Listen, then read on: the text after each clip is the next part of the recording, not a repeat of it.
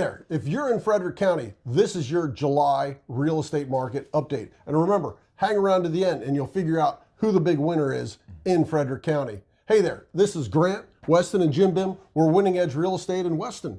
What's happening in Frederick? Well, thanks for the intro, Dad. So Frederick County's having a lot of great things happening. So first off, compared to this same time last year in June, we've seen 438 homes active last year increase to 612 homes on the market. A lot of inventory. So when inventory was low last year, it's starting to finally increase. So that's choices. It's a 40% increase in inventory. Yeah, nice.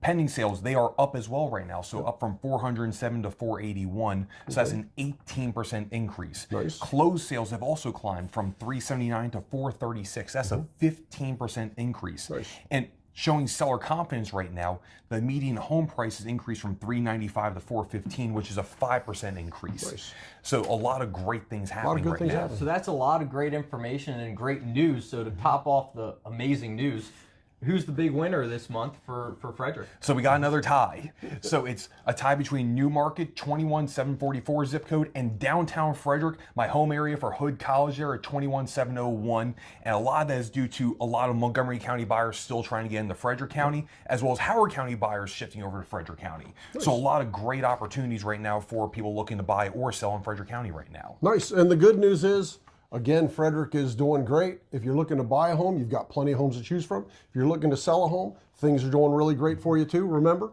it's Grant, Weston, and Jim Bim here with Winning Edge Real Estate. We're looking for your call. If you need any help in real estate or you need to know what your home is worth, reach out to us and we're happy to help. Again, have a great day.